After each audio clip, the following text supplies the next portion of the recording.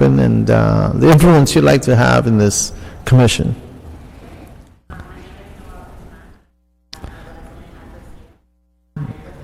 Can you speak into the microphone? We can't really hear you.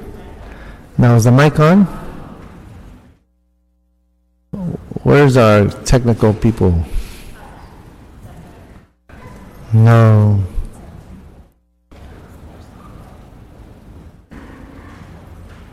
Let's see. Why don't you come share that microphone? I'll put you on the record as well. Sure, Thank you. So my name is Noelle Guzman. I'm a resident of Reseda within the San Fernando Valley. I'm currently part of the Reseda Neighborhood Council, and I'm been nominated by Mayor Villaraigosa to be part of the South Valley Area Planning Commission.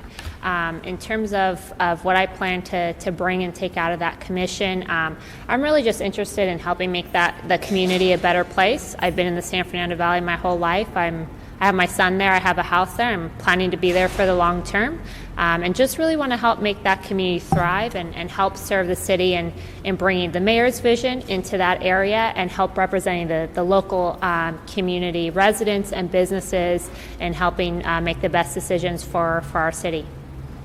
So I see in your welcome, Councilmember Jose Rizar. So do you have experience in working with planning issues and development issues? I don't have a lot of experience working on the details of planning law, but I can definitely get up to speed on those things. I'm more coming in as kind of a volunteer to help make that community a little bit better place. In terms of my day job, I'm a consultant with Bain & Company, so I have a lot of business background, but this is something new in terms of getting involved in the community.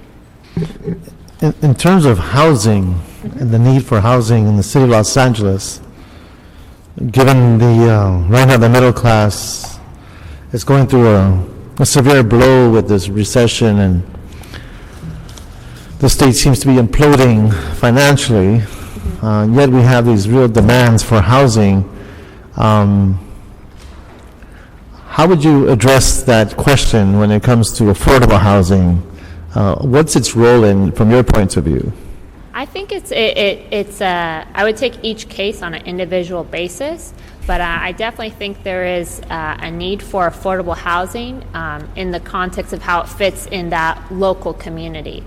So in areas where you have a lot of great transportation along the Orange Line, I believe towards the west end of the valley, they're starting to put some measures to have a bus rail there as well.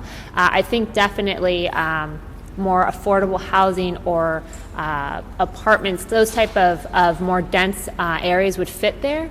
But in areas where you're kind of just smack down in the middle of one-story residential areas, I don't really think it fits as well. I think it's more of that residential. So it's more on a case-by-case basis, depending on where it is, the developers, what they've done in the past, their success rate in terms of what they've brought to the community before is what I would evaluate it on. So compatibility is crucial. Yes.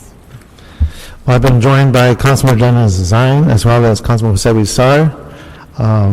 Colleagues before us is Ms. Noelle Guzman, who is a candidate for the South Valley Area Planning Commission. And I want to thank her for her corporate citizen spirit that you bring to the table. And if you have any questions, colleagues, of Ms. Guzman? Councilman Zine? Go ahead, Councilman Zine. Good afternoon. There we go. The Reseda Neighborhood Council. What's your position on that neighborhood council? I'm a board member, and I'm also a board member on the Outreach Public Relations Committee. Okay, and how do you find the effectiveness of the Reseda Neighborhood Council with the community?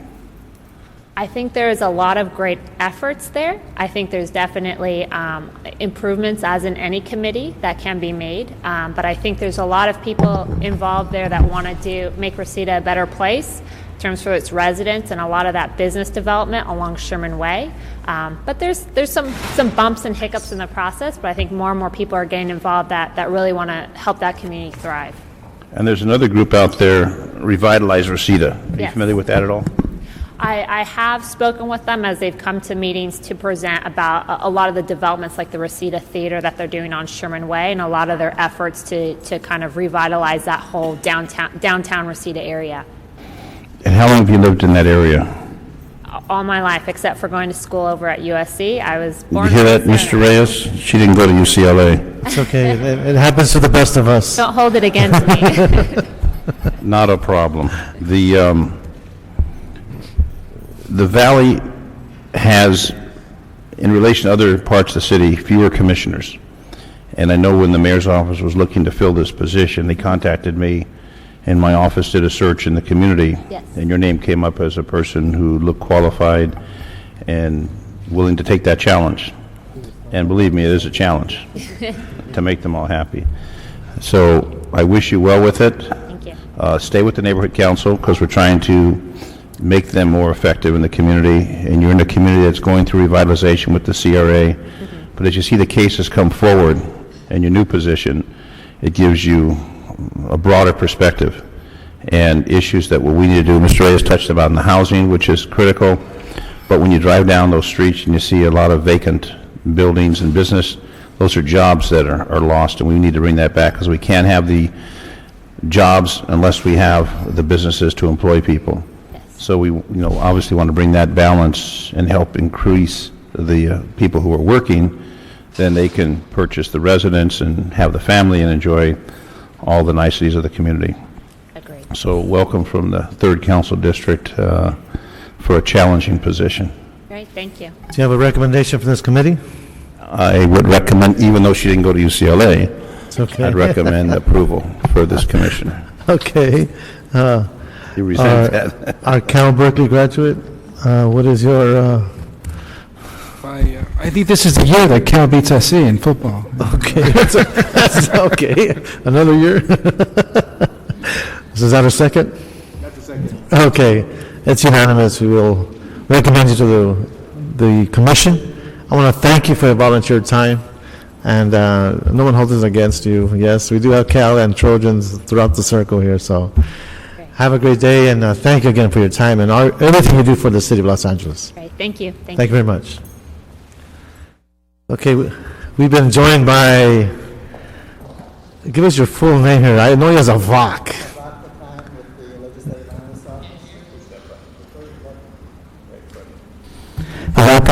With the Legislative Analyst's Office.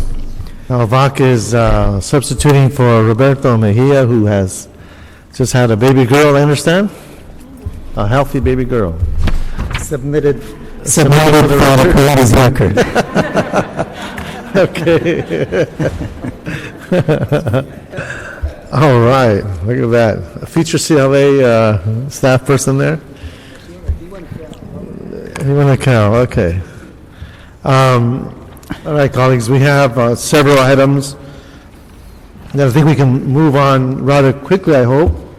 And there are others that have been flagged as special because of cards that have been submitted.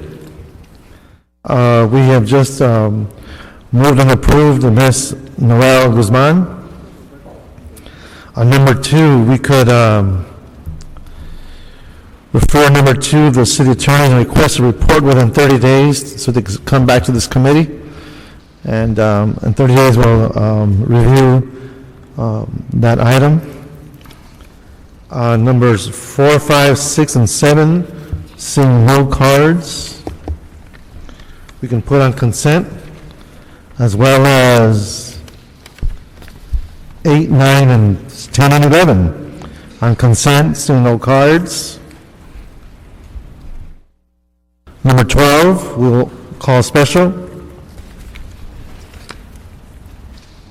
13, special.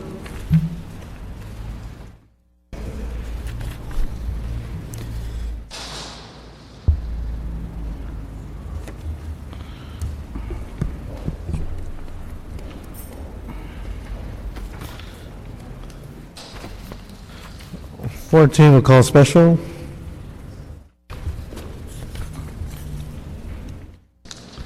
15, understanding we could receive and file, given that the applicant has withdrawn their application. That's number 15.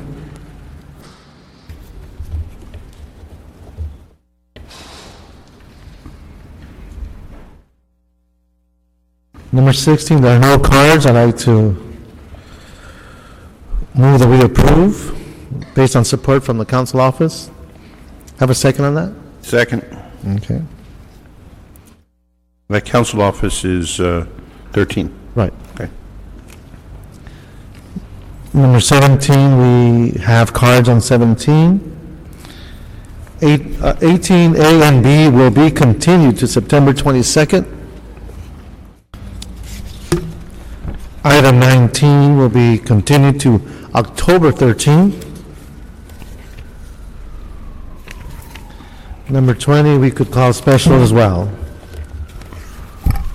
Now, on your specials, or not your specials, the motion to approve on consent,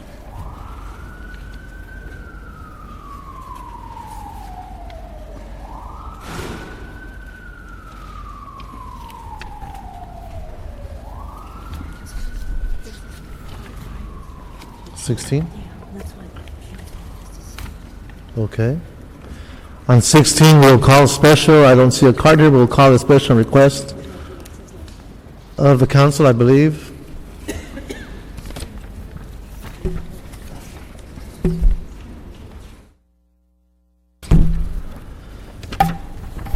Councilor Zine, are there other items that you'd like to call special that are on a consent action? supposed to be here. I'm looking for it. Use the hillside, and they did not call us. No, not the hillside. I don't see anything on 16, so There was, we got 13, but nothing on 16. So is the council office here for 16? Is the council office here for item number 16? And you do want to call it special? You don't? So, okay, we approve. All right, just want to make sure.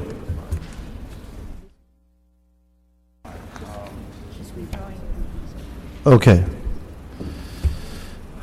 That's, they know they're ahead.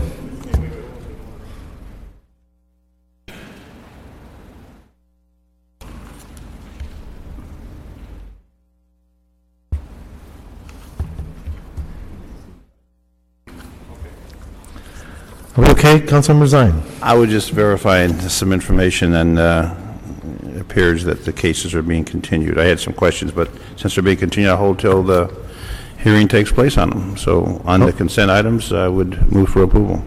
Have a second on the consent, and that will be the action of this committee on those items. Avak, that takes us back to 3? item number 3. Can you please read that one for the record, please? Item number 3 is a proposed ordinance to revise the current hillside area definition and a proposed ordinance map establishing a new Department of City Planning hillside area map. So this is our second round on this one, our third round in front of this committee. I recall in the last committee, because of concerns raised by the constituents of our city, that there was a request to make sure we were speaking to the respective council offices where some of these questions were arising. Did we accomplish that goal? Hi, Betsy Wiseman, Chairman Reyes and committee. I'll introduce Eric Lopez, who will tell you in detail the outreach that we've done since your last meeting. Good afternoon, sir. Good afternoon, Eric Lopez, City Planning. Well, I guess essentially where we left off last time was some concerns coming out of Council District 5, specifically in the Sherman Oaks neighborhood. They had asked us to go out and attend a meeting that they were going to arrange. We did so, and I guess my understanding is that we somewhat addressed their concerns, and that there's at least one main thing remaining. The other, I'm not exactly necessarily sure what we can do, but in terms of a possibility of maybe adding some lots back in, should enough information be provided at a later date. So that's pretty much where we left off. We've somewhat agreed to do that during the baseline hillside ordinance, so that's pretty much it. Thank you, Mr. Lopez. Betsy Wiseman, I might just add that there's, over 50,000 lots that would be affected by the 50,000 lots. proposed redefinition of the hillside. And the areas that we are talking about that there was some concern about are very, very small portions of one or two neighborhoods. And they've actually gone out and driven those and talked to the people and looked at it down to the individual lot level. And so while there may still be some concern at a very small individual lot level, of course we'd be willing to look at that, and as we refine this and move forward with the full hillside mansionization ordinance that's going to be have extensive public outreach in the next 6 months. Now, let me play out this scenario for you. Let's assume this ordinance now is in place, and there is an individual out there who feels that their lot should or should not be part of that definition. What recourse and or actions can they take? Do they have to pay to make adjustments? How do we respond to a person who wants to make sure that their lot is meeting or not meeting the definition as proposed? Right. There's two scenarios that would play out there. Either one, it is truly a hillside lot, in which case we would amend it back during the next action. But at the same time, even if it's not, or either way, the hillside regulations that are coming shortly behind this, I'd say trailing about 6 months, would be more restrictive in certain aspects than it would if it were in the baseline. So the idea here is whether there's any delay, unless they were planning on actually building within the next 6 months, there shouldn't really be much of an impact. Okay. Yeah. Betsy Wiseman here. I think the reason that it's an issue at the moment is only because we don't have the mansionization for the entire city. We're in this interim period where we have the baseline mansionization has been applied to what we're calling flat or up to 15% slope. As we develop the regulations, there will be different regulations within the hillside. It's not going to be one set exactly. It'll depend on what your actual slope is. So there really shouldn't be any difference whether they're within this definition or not. The big difference at this point is pulling in a number of lots which have not been covered by baseline mansionization, which should be and don't have that protection because we all agree that they are less than 15% slope, they're flat. The ones that are some hillside will be worked out within the range of options on hillside mansionization. Okay.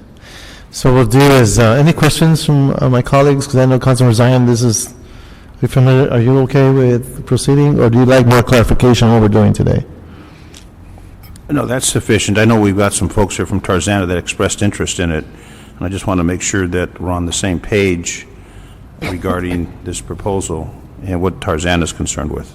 Okay. Which is part of it is the hillside, other part of it's not.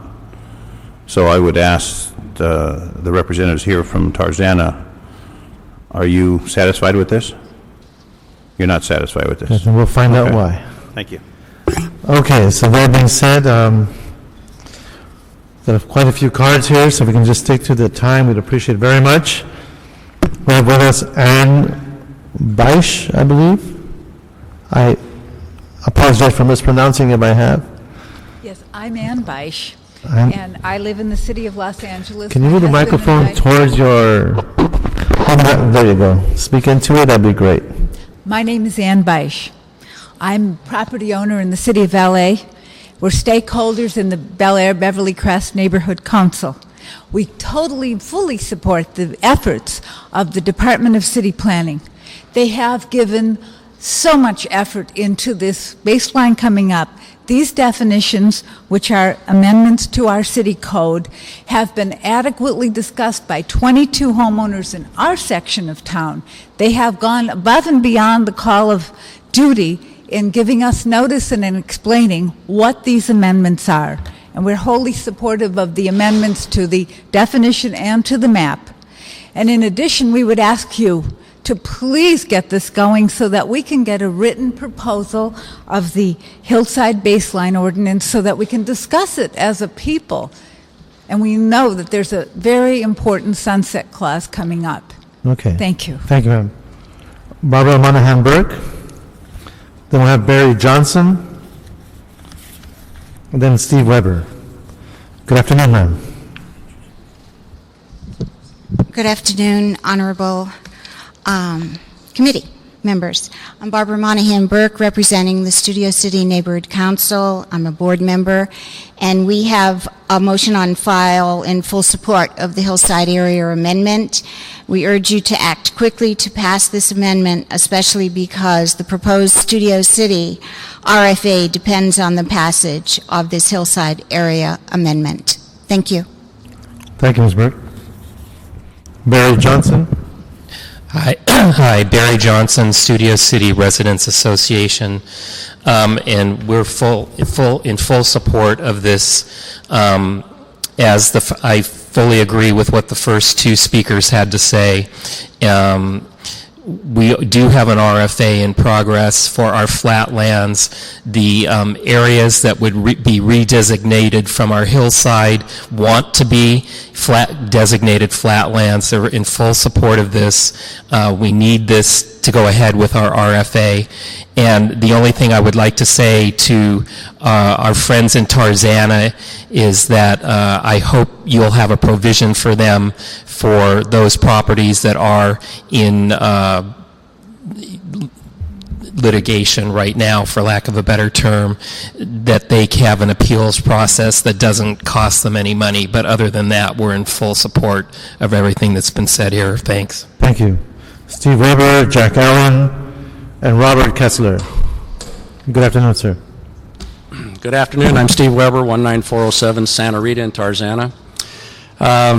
I'm glad you gave me 2 minutes today, because last time was one, it was panicked.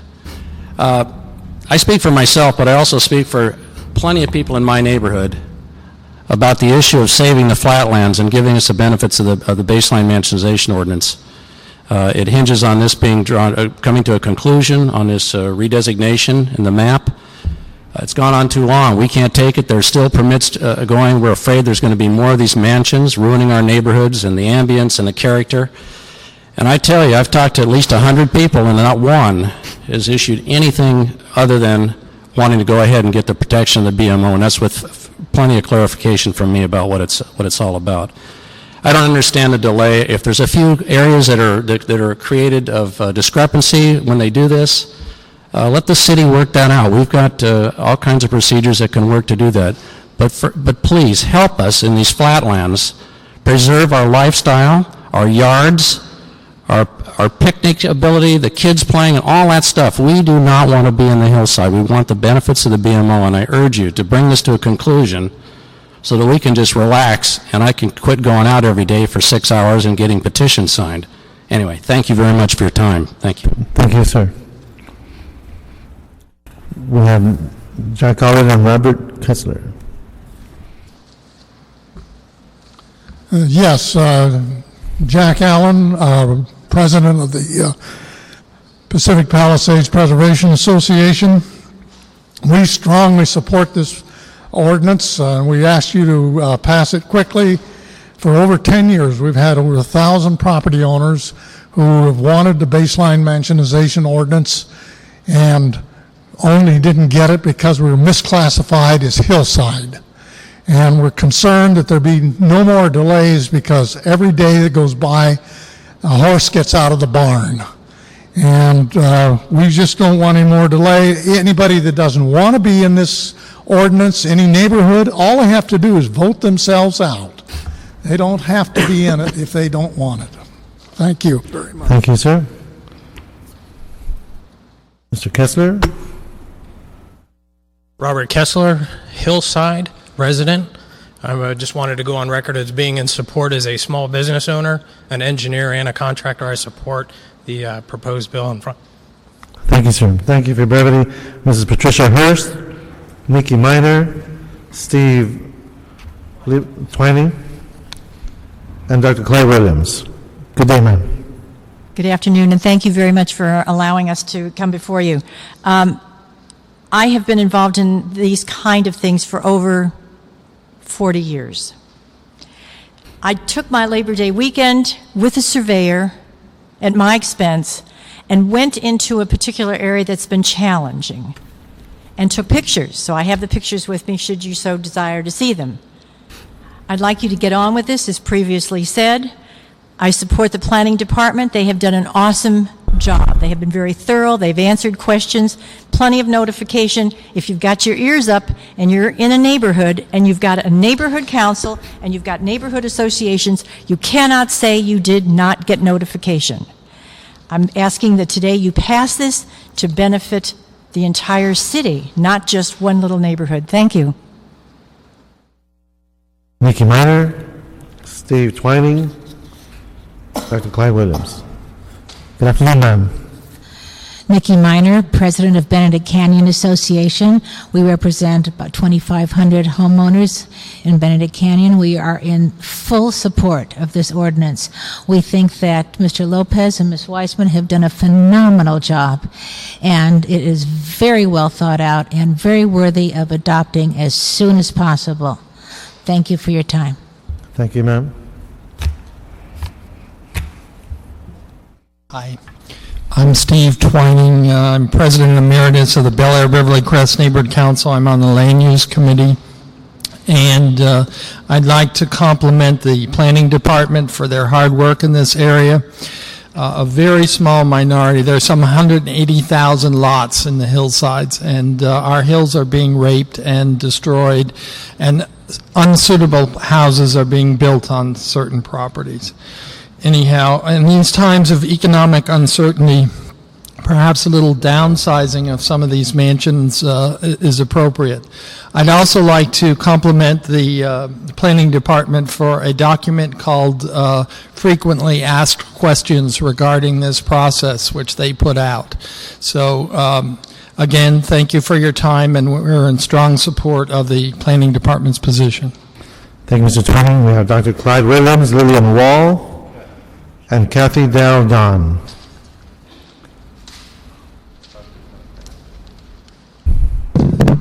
Dr. Clyde Williams, 4115 Barrett Road, El Sereno, LA 32 Neighborhood Council, Land Use Committee.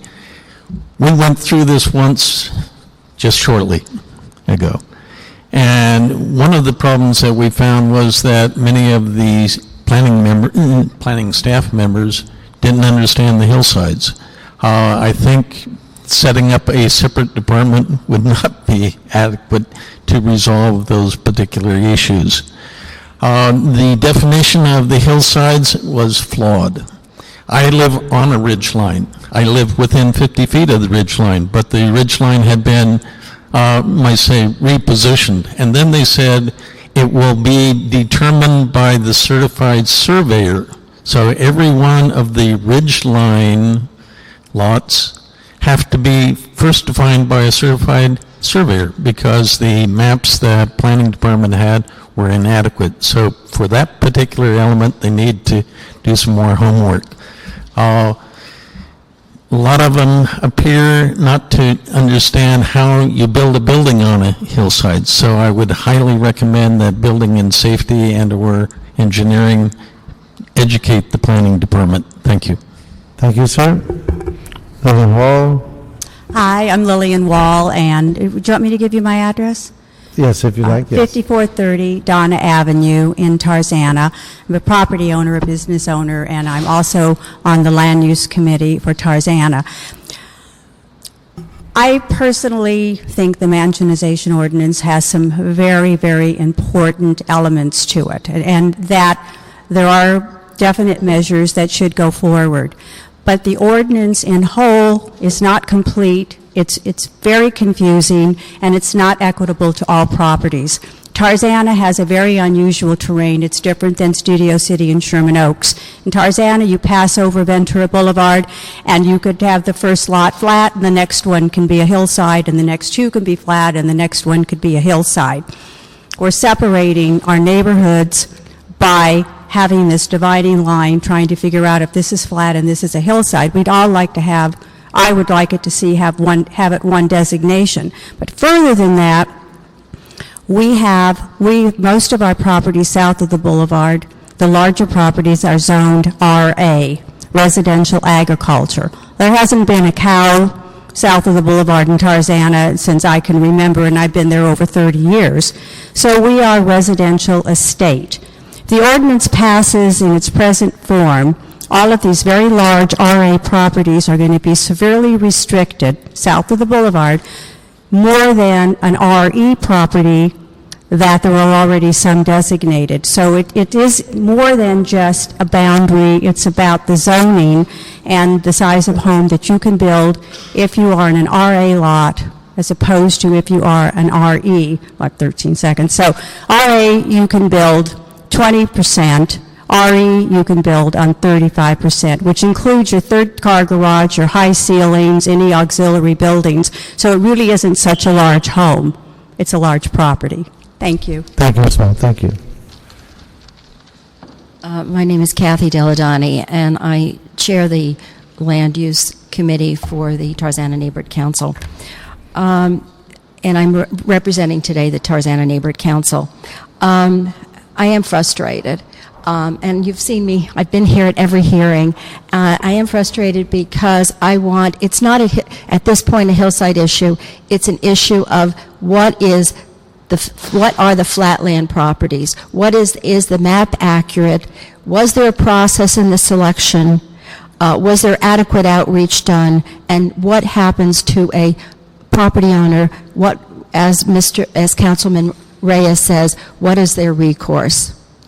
I have been frustrated for the outreach because I have been talking to Eric Lopez and Betsy Weitzman, saying that we have properties in our area that are designated flat and are actually hillside. And we've asked for meetings. We actually, with Jonathan Brand, Council Member Zines, Chief Planning Deputy, we toured with another member. The three of us toured Tarzana. We located different properties that appeared to be over 15% slope, and then Jonathan wrote to Eric, and the response 2 or 3 weeks later was that no, they're viable. They're not viable hillside lots. Well, we had a different feeling. We know for example, which I had plans from a developer, and the developer told me that this was over 15%.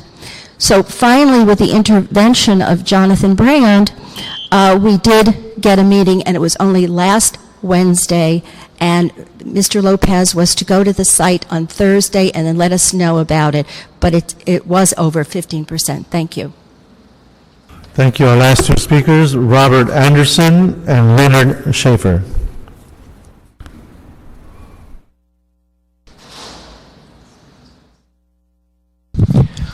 I'm Bob Anderson, 4050 Woodcliff Road, Sherman Oaks. I chair the Sherman Oaks Homeowners Association Hillside Ordinance Committee.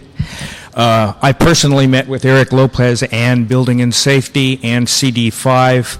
That was what he was talking about at a meeting on August 25th. We had several questions. Based on those, Sherman Oaks Homeowners believes that the redefinition has had insufficient public notice, but we do want it to proceed contingent upon 2 Planning Department commitments. Commitment 1, please provide a simple appeal process that enables homeowners to contest a redefinition and return their properties from flatland to hillside classification by showing cause, for example, photographs of retaining walls holding up hillsides or steep slopes. The process should be free of charge. If not, then the fee should be reasonable, not actual. It should be easy to implement because the redefinition effort results in a new designation map which is solely under planning's control, according to Eric. The second commitment is that the redefinition, we hear, has not had enough outreach. Continue the outreach into phase 3. and make it an integral part of the upcoming workshops, town hall meetings, and other outreach which will be conducted as part of developing what's called the baseline hillside ordinance. We understand that the redefinition has also considered a code amendment, but the city does not require this to have public notice. This raises some questions, so we request Plum vote today to send to the city attorney the following. 1, review the definitions of code amendment versus ordinance. 2, validate that there is indeed no notification requirement for code amendments or ordinances. 3, determine if the requirement should be changed to provide full public notification for new ordinances and code amendments. And 4, review and rule that the hillside redefinition has no impacts on other buildings, grading, or code regulations. It's a lot in 2 minutes. Thank you for listening. Thank you. Great timing. And I believe our last speaker. Good afternoon, sir. Good afternoon. Leonard Schaefer, Post Office Box 570936, Tarzana. And generally I support what was said by the representatives from Sherman Oaks and Tarzana. The one thing I would stress is that I don't know what a code amendment is, other than a new ordinance, but that something be written into this ordinance with regards to this redesignation that would allow a challenge without going through something like a zone variance or various public hearings, something that would be simple, something that would be free, something that would be easy. Otherwise, it's going to be very costly for some people to change their properties back. Thank you. Thank you, sir. I believe that concludes public hearing. I'd like to have the staff come back to the microphone.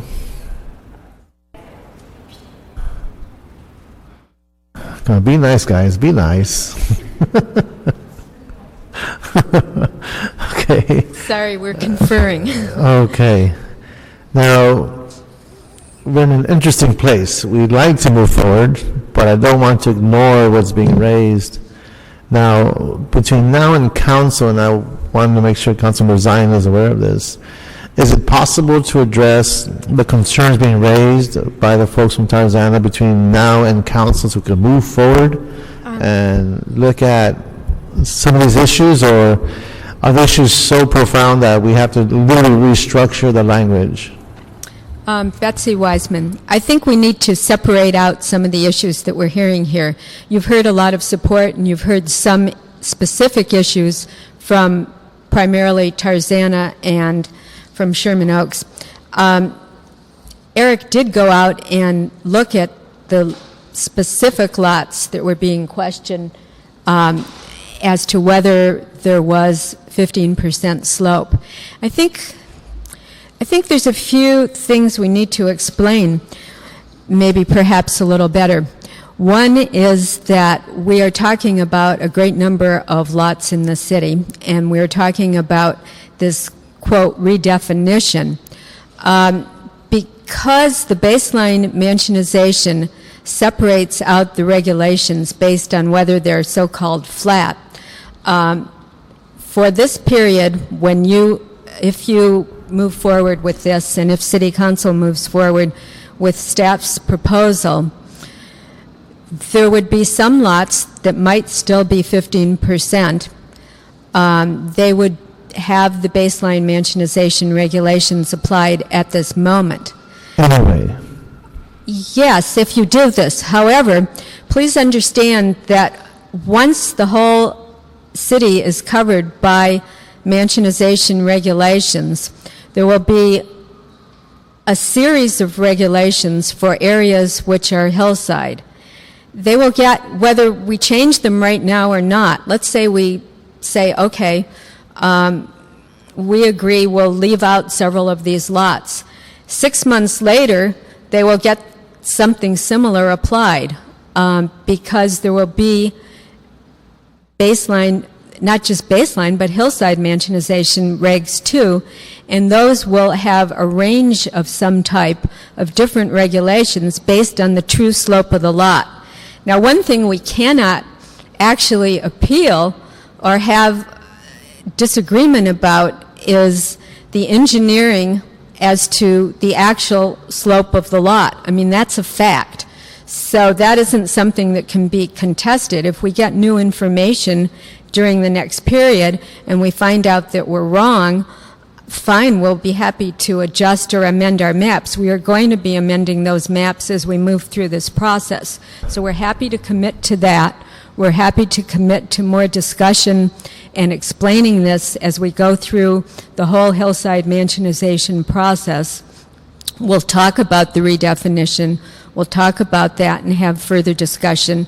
Should there be more information, and we fully expect that there could be more precise information on a single lot basis that can be adjusted. These are our maps that will be adjusted. As far as the actual regulations, those will depend on the true slope of the lot when we're done. It's not going to depend on whether today you're redefined or not redefined. It's going to depend on what your surveyor says when you go to build. I mean, either you have a certain slope or you don't, and certain lots with greater slopes may have smaller homes allowed. If they have less slope, they probably will be larger. So that's based on the actual slope of the house. So of the lot. what I hear you saying, and I just want to be clear,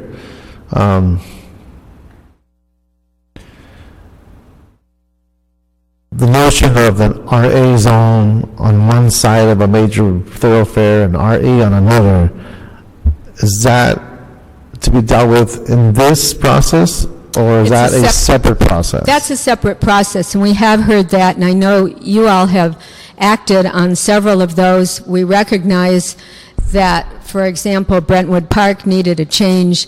Other areas need a change in the zone because the baseline mansionization is small for some of those zones, and if an estate lot is more appropriate, an estate zone, we can change that, and we will do that. We committed to doing that. But is that part of the community plan process? Was that part of this? No, it's not part of that. It's not part of this particular, just to clarify, I mean, what the baseline mansionization did, which also theoretically and for discussion purposes, the baseline hillside ordinance will also do is essentially each zone is established as its own scale, whereas the RA is like more of an agricultural horsekeeping type of zone. There are neighborhoods where the zones aren't that was the only zone available at the time, like say in Brentwood Park in the 1950s. That was the only zone that was large enough to basically prevent lot splits that were occurring in that particular neighborhood. And I'm assuming right now that this area is probably a similar situation, although there are some neighborhoods where they'd rather retain that RA within that same community. Any areas where there's full agreement on a zone change, we would also recommend, at the end of the day, we're here to help individuals in the community basically achieve what they want to achieve. And in this scenario, it could be a combination of a zone change and the residential floor area district that was alluded to earlier. So moving forward today would not prohibit, let's say Councilman Zine wants to respond to the Tarzana Correct. group. It would not prohibit him and his staff to come back and detail those issues, address those issues in detail so that it's not a one-size-fits-all environment. Exactly right, and we fully expect that we will need to do that, just as we needed to do that in the first phase. We're proceeding as sort of steps 1, 2, and 3. In the first phase, we needed to add some residential floor area districts.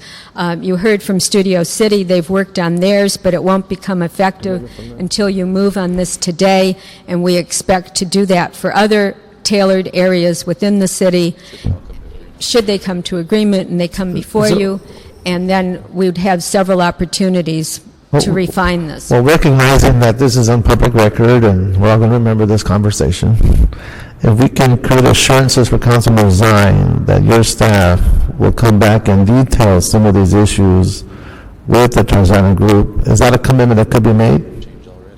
Yes, we've committed to the zone change already. Okay. Councilman Zine, I just want to make sure we're addressing the issues raised by the constituents of the district.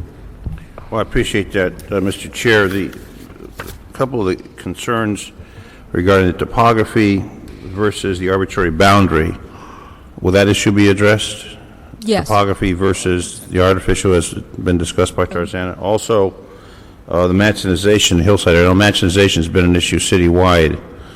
I think those are the main concerns that have been proposed. I see some of the communities, hillside, support. Tarzana, Sherman Oaks aren't as supportive.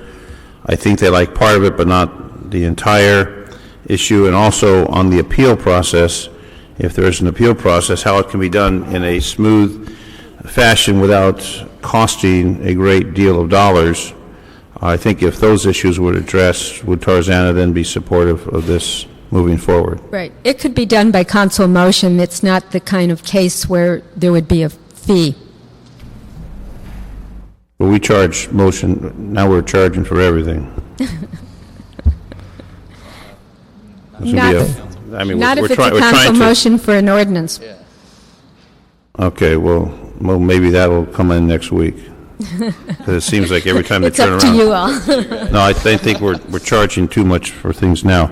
But I do have a petition. I don't know if my colleagues received that same petition from Tarzana, signed by a number of the residents.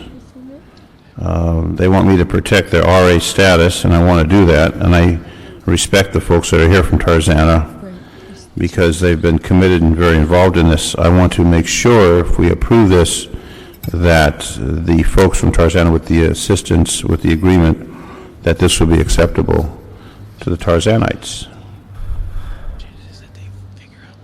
As we've discussed, they're willing to make the compromises, which I think were illustrated by the comments.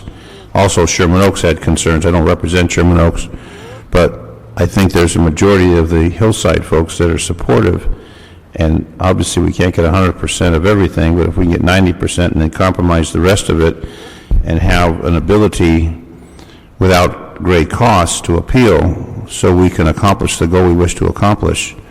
I know that Tarzana has some large parcels. Woodland Hills has some large parcels. Some are smaller parcels.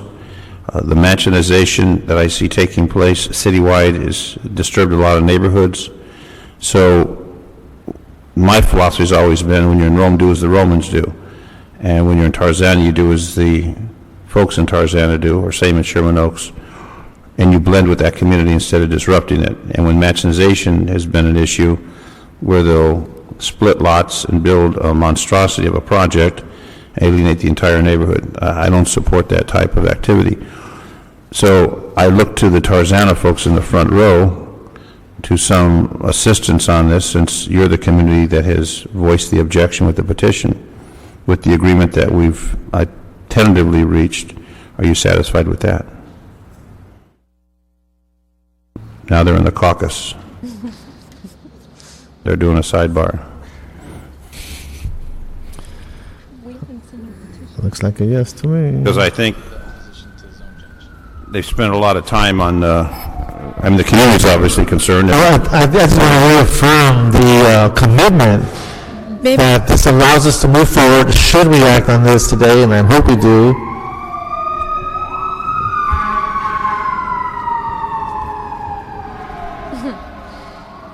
A day of life in the city. But the commitment I'm hearing is that we could move forward and that we could craft and detail the concerns from Tarzana in a future date. This action does not prohibit us from doing that. And the same thing with Sherman Oaks. I see some of the staff from District 5 in the back. You know, we could, I feel comfortable and I trust the staff on the word that they will proceed in the manner that has been committed. And if it doesn't, we can come right back here in committee and figure out what went wrong. We will fix it. But I really think we should move forward to allow this thing to reach another level of maturity.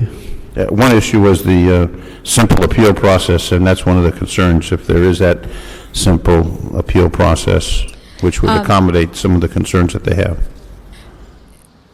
I believe we're talking about whether the definition applied to them. Right. And that would be an ordinance and a map change, which could be city council initiated.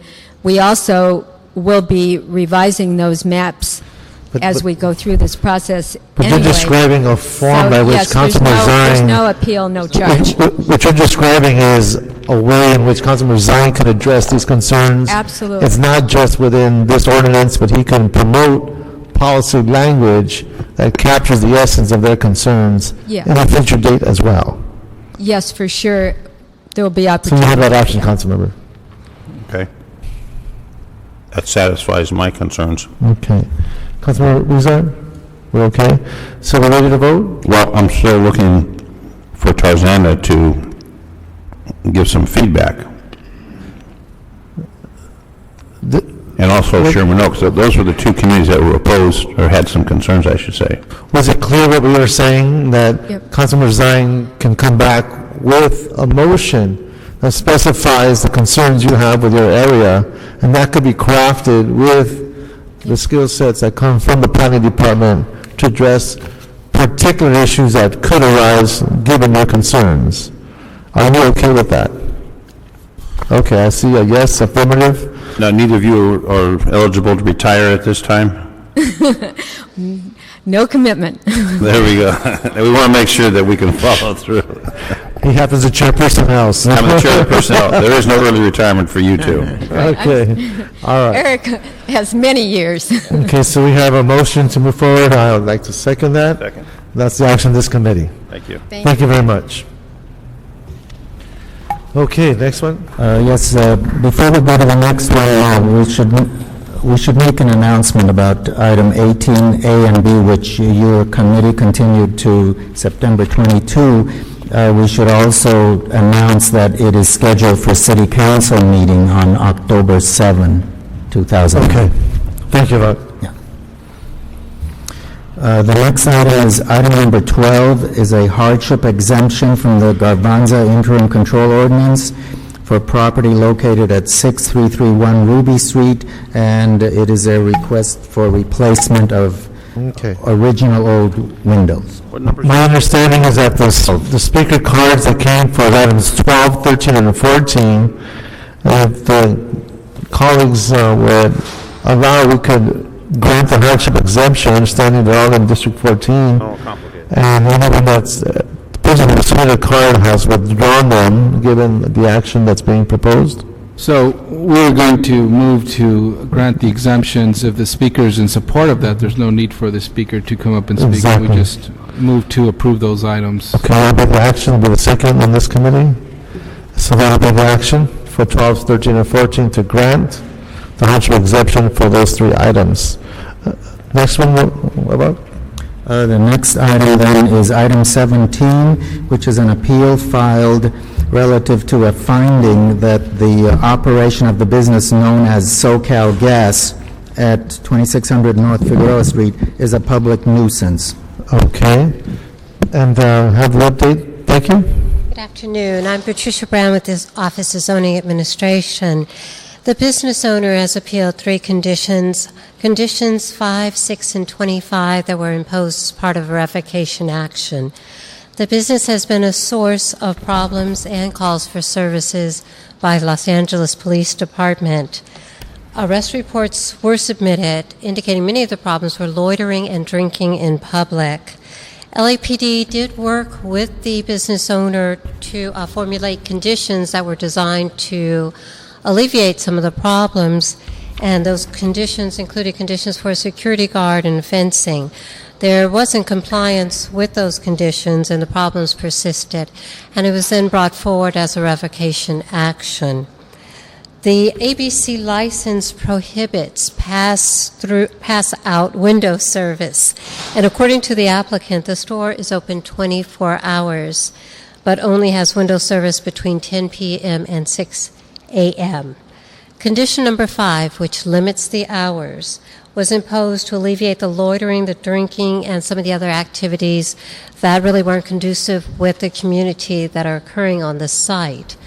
The applicant or the business owner has indicated that she sells coffee early in the morning, and although the hours imposed were 7 until 11 for the opening of the convenience store, if the committee wishes, I think that the hours of 6 a.m. until 10 p.m. would still have the same effect of negating some of the problems that are occurring there.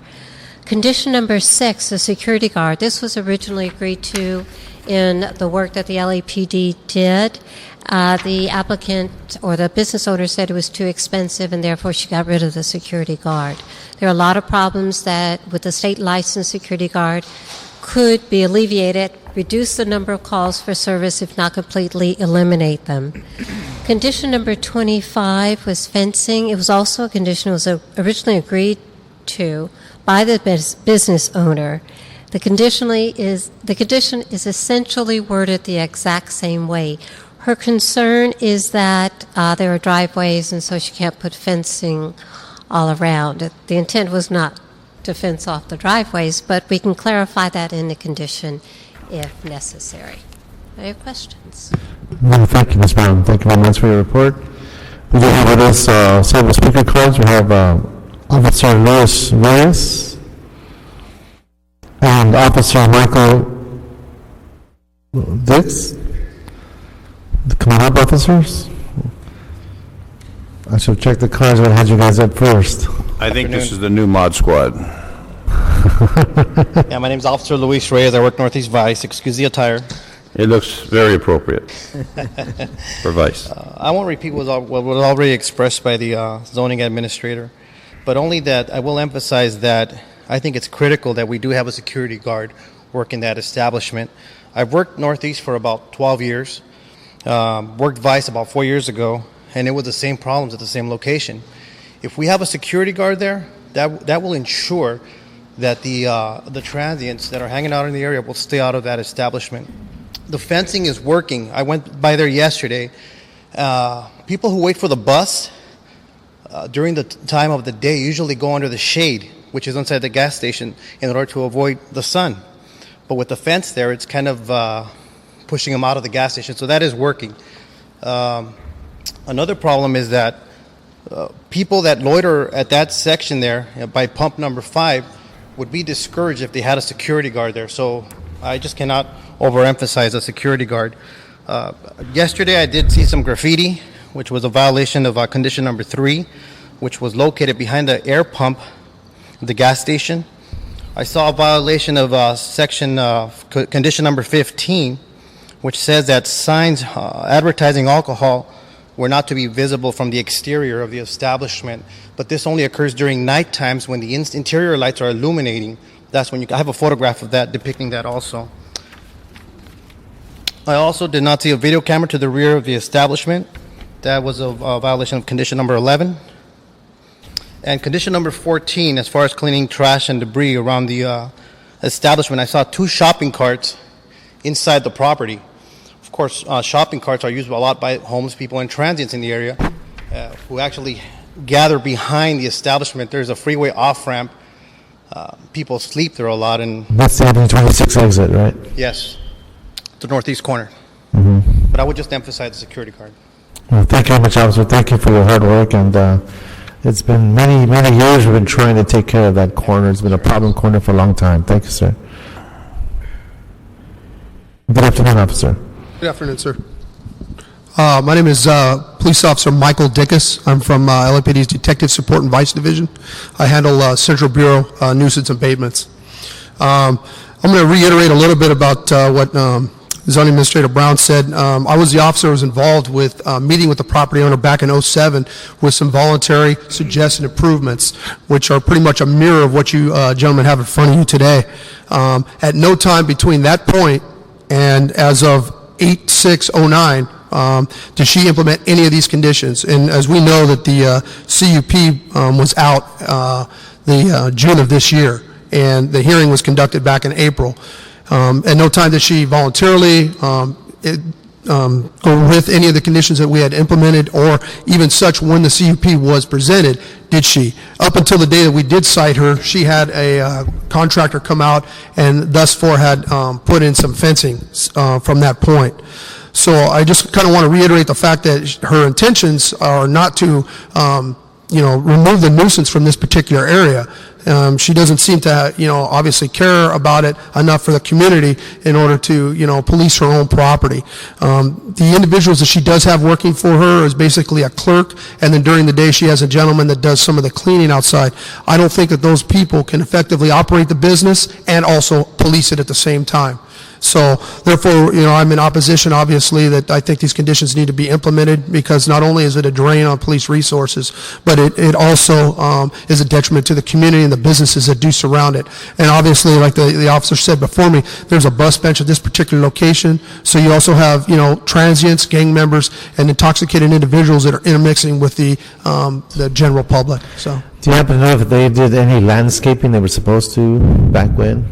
I'm sorry, landscaping? Did they do any landscaping? I don't recall seeing any. From the point of August the 6th, when we cited her for violating the conditions, she has thus far put a fence, what the officer had spoke about, that basically separates the bus bench from her particular property. But that is all with the conditions that she's implemented thus far. Thank you, Officer Dickus, for your hard work. Yeah, thank you, sir. And next, I'd like to call up Alexa Teran. And if she looks familiar to you, it's only because you've seen her image on the bridge connecting City Hall East to City Hall. She was recognized by the Public Works Committee for outstanding work in the community. And so if you want to take a picture with her, she's right there at the bridge. Thank you, but you embarrassed me. They made me this much shorter. I'm 6 feet tall. Okay. Good afternoon, honorable committee, and my name is Alexia Teran. I've lived in Cypress Park for 42 years, and I work with elected officials, law enforcement, to have my community clear of vice. It's very difficult, but we have accomplished a lot, and that's why I'm here.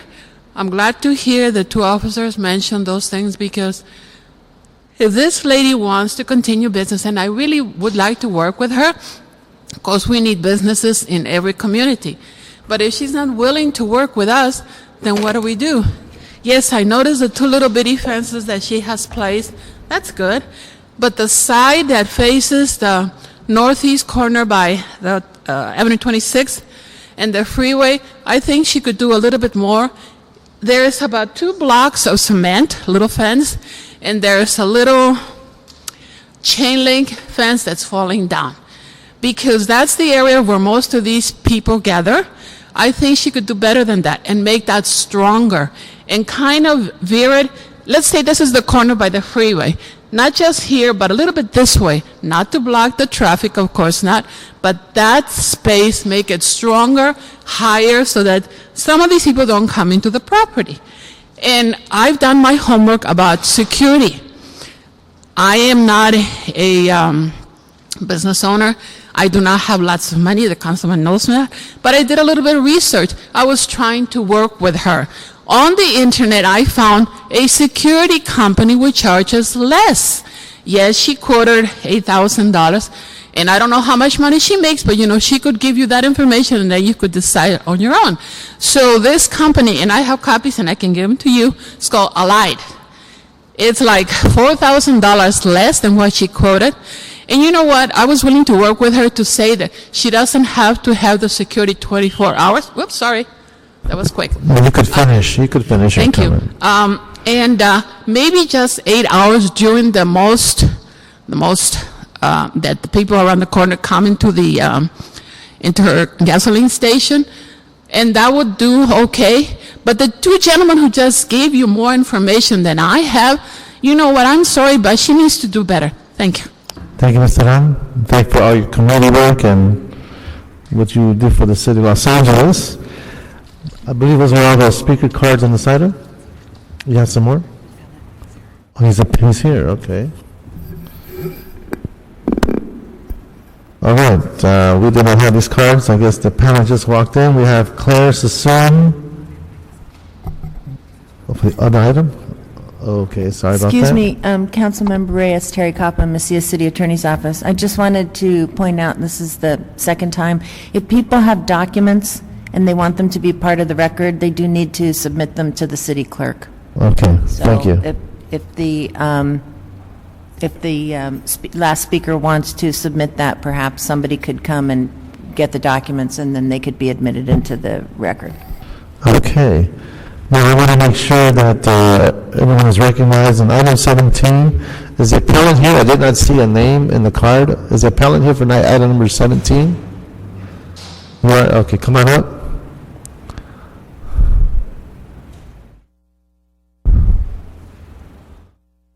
Hi. Please give us your name. Name is Andrew Gross for Thomas Safran and Associates. Good afternoon.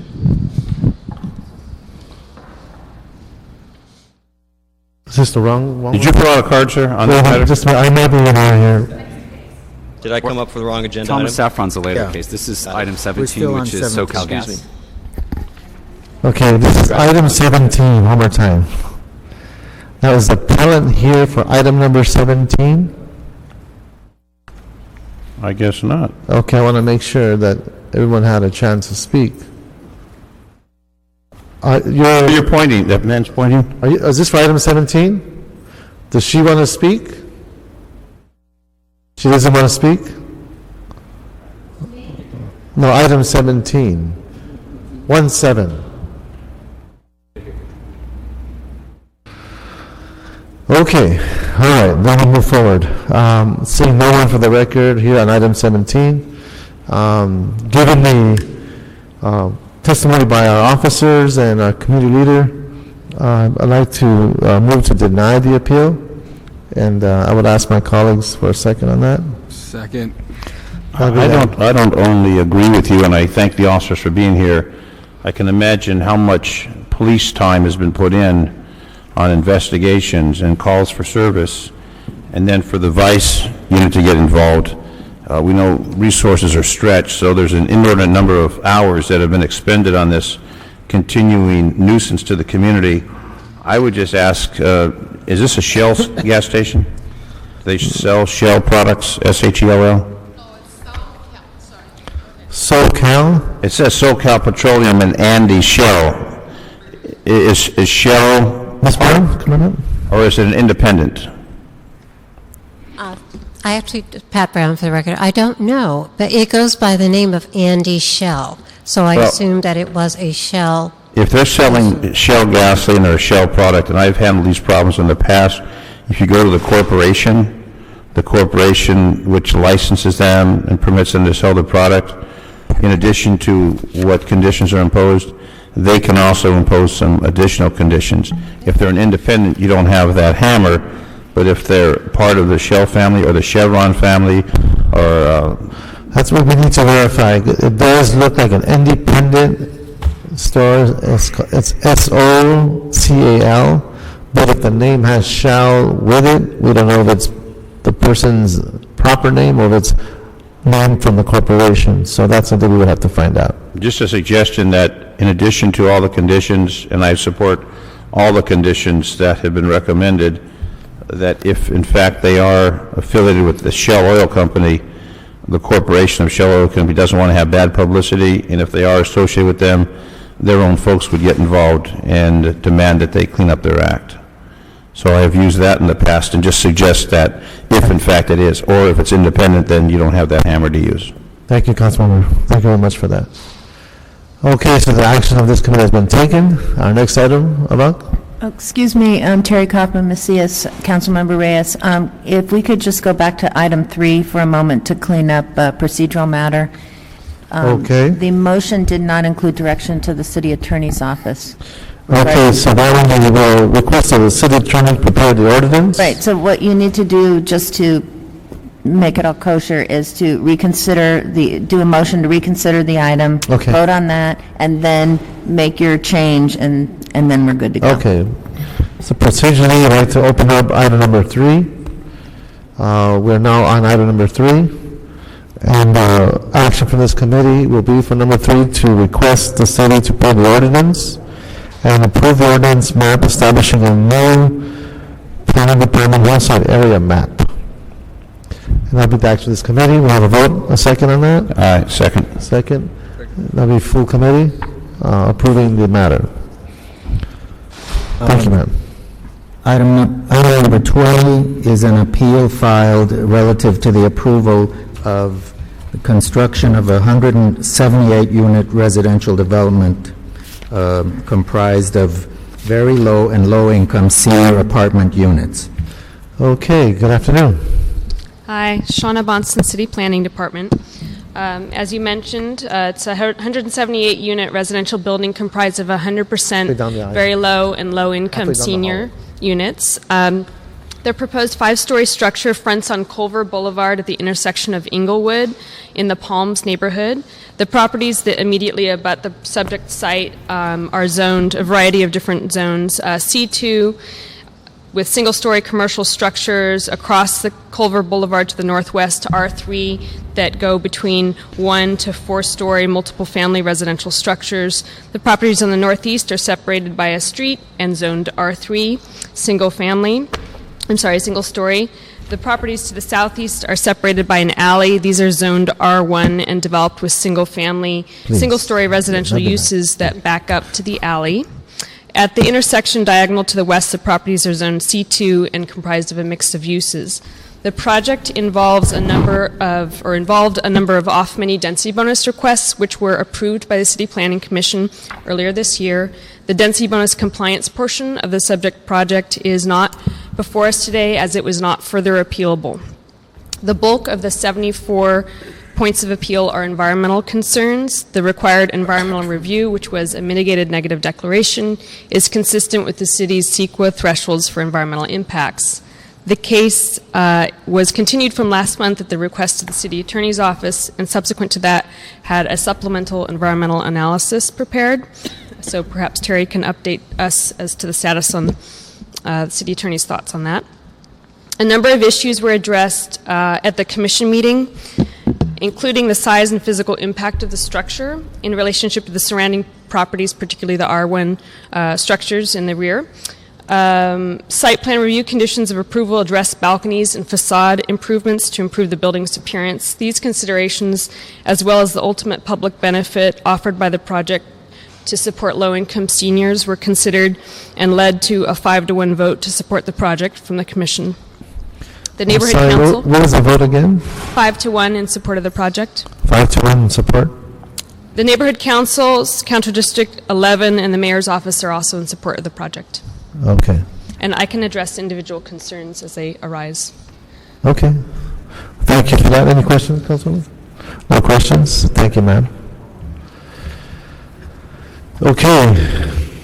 So let's hear from the appellant on this one. Appellant on record is Thomas W. Clancy and Claire Sassoon from the third decision of the City Planning Commission approving the site plan review for projects, etc. So I'd like to have the appellants come on up. That's Thomas Clancy and Claire Sassoon.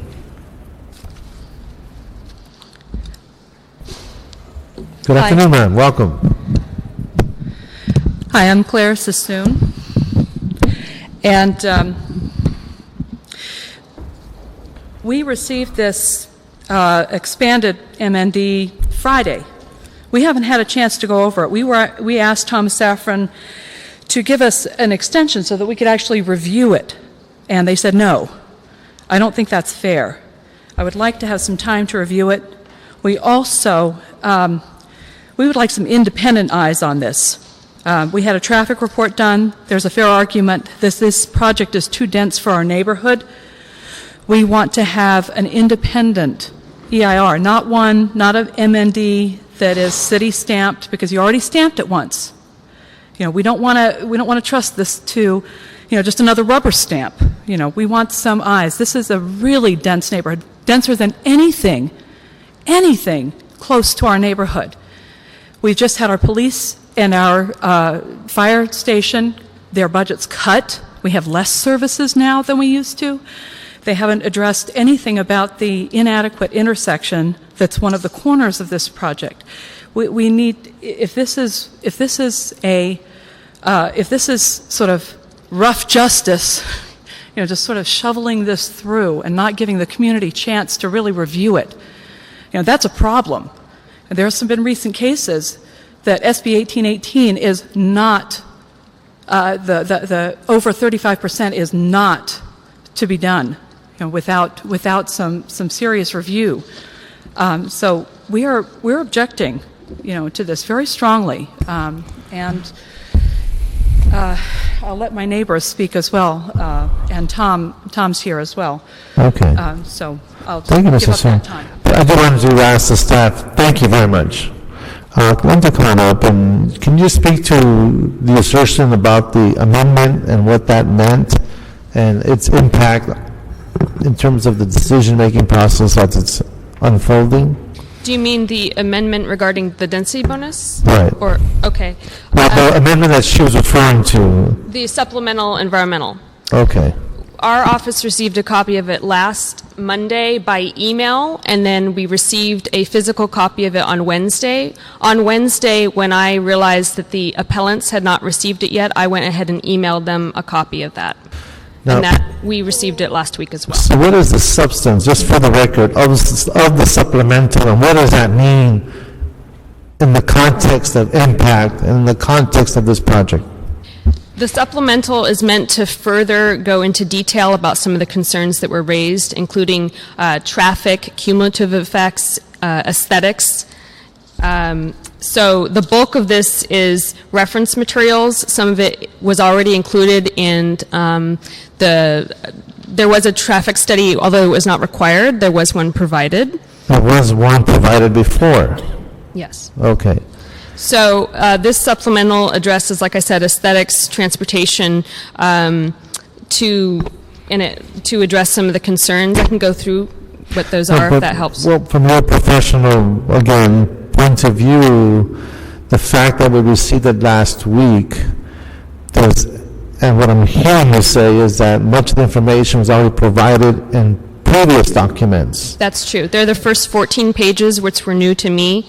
The rest of it was kind of backup material that we hadn't reviewed, or that had been reviewed. What I'm trying to get at is, by attaining this document in such a short period, is there a material difference in its impact and outcome? No. No. Okay. Okay, thank you. Okay, we also have Mr. Tom Quality. Come on up, sir. You're also one of the appellants? Yes, sir. Thomas Keelty. I provided the clerk a letter that I just wrote today. This 198-page document, a lot of it is material that I've never seen before, but I think the meat of it relates to the traffic issue. Our little ragtag neighborhood got together and raised a little money and hired a traffic engineer who came out and looked at the proposed building site and looked at the alley, looked at the intersection of Culver and Englewood, read the materials provided by all the residents, many of whom have lived there for 20, 30, 40 years, and concluded that the intersection was dangerous, the alley is narrow, and the alley lets out onto Englewood very, very close to the intersection. In short, we provided substantial evidence that this project may have a significant impact, and I believe that mandates the regulating body to obtain an environmental impact report. I think it's a very clear case, factually and legally. I also just wanted to point the committee to the issue which hopefully hasn't been raised. I apologize, I came in late. I was trying to get this letter out and study this document that we received, this almost 200-page document that we received just a couple of business days ago, which does have significant new matter in it. But in any case, there's a case called Environment and Housing Coalition, Los Angeles versus City of LA. The case number is BS 114338, which held that the city is prohibited from processing applications for density bonuses and or incentives that exceed SB 1818 state mandates. Furthermore, any approvals already extended to projects under those conditions are invalidated. That was a memo of decision from April 13th. The city did not appeal that. I think that is controlling as well.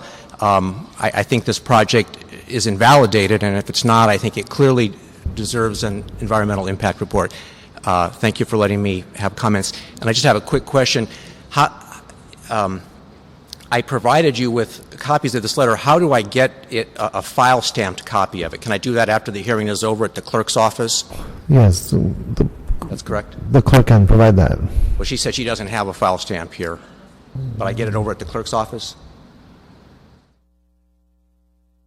Okay, thank you. Okay, I believe that covers the appellants on record. We'll go through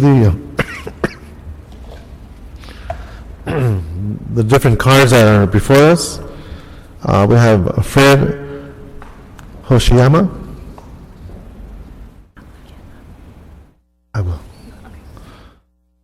I have a Stone, and then James Drummond. Good afternoon, sir. How are you? Your turn to speak. Okay.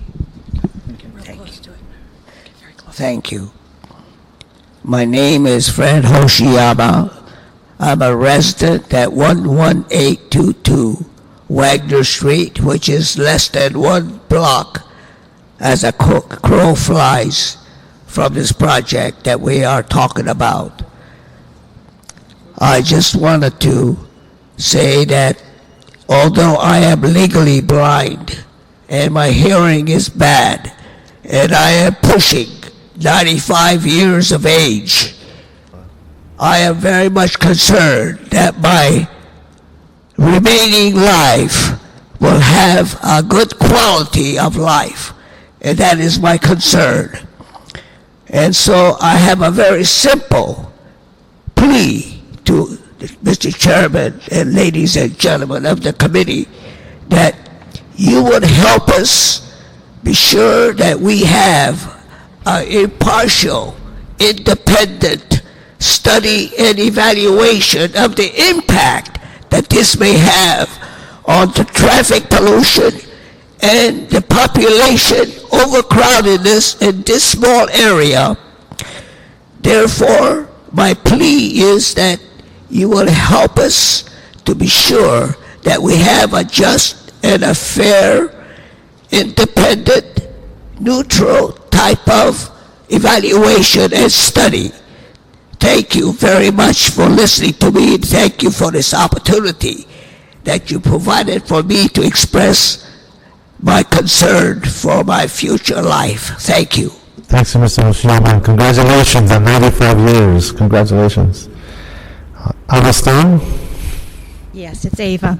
I want to help you gain some perspective on why we feel such anger and frustration. Suppose somebody came knocking on your door and told you that 20 feet from your wonderful backyard and your single-story family home, they're going to build a 5-story building. When you asked them why, they told you it was because they wanted to bring low-income housing to the west side. I could point to the huge Marvista Garden projects 3 blocks away, which has been providing low-income housing for over 40 years, and nobody listens. Another thing I'd like to share with you is our tradition of going out on our front porch on evenings when the sunset is particularly awesome and taking our evening cup of coffee, saying goodnight to the day. We are privileged to be able to watch the sunset and see all the wonderful, vibrant colors. When any of our 5 grandchildren are visiting, they always join us. I have written down each and every one of your names. And when our grandchildren ask why they can no longer see the sunset, I'm going to show them your names and explain that you are the people that broke our hearts and our spirits. If begging would sway you at all, please hear me, because I am begging you to please not approve this project. Thank you, Ms. Stone. James Drummond? Good afternoon. My name is James Drummond. I'm a resident of Culver City. The property, actually it's Los Angeles, it's a mailing address, for 54 years. I spoke before this group a couple of weeks ago and expressed the reasons why I oppose this, but I want to reiterate that, to my knowledge, none of our neighbors object to senior housing on that property. That's not the issue in my mind. The issue is the height of the project, which is 5 stories. They put telephone poles up recently along that alley, and they will be approximately the same height of the building that is being proposed. It will impact our quality of life in our backyard and all the people who live on the alley side of that property. I asked a question the last visit about why a full environmental impact report had not been done. I didn't get an answer. Maybe I shouldn't have expected an answer from this committee. But in the most shortest manner in which I can answer you is the mitigated negative declaration, in the way it's processed, tries to address all the impacts that a project could have. And once it's addressed, and if the staff concurs, they will support a mitigated negative declaration, the MND, which then, in their professional opinion, because all the impacts have been addressed, environmental impact report is not required, given the way in which the mitigated negative declaration has been written and supported through the substance and the nature of their response to the impacts that have been identified because of the existence of that project. Thank you for the answer. One last thing. The previous owner of that property was going to build condos there, and they were going to be 2-story, 3-story high, and there was no opposition from the neighborhood for that height. So when it was discovered that the new project would be 5 stories, that's when most of the neighbors became more upset. Thank you. Thank you, sir. Our next speaker is Marilee France, Wendy Averill, and Diana Paez, or Paez. I apologize if I mispronounced your name. Good day, ma'am. Good afternoon. My name is Marilee France, and I live about a block away from the proposed project by Saffron. Not opposed to the project per se, but concerned, as mentioned by others moments ago, about the height of the building. It's beyond what is legally acceptable in the neighborhood.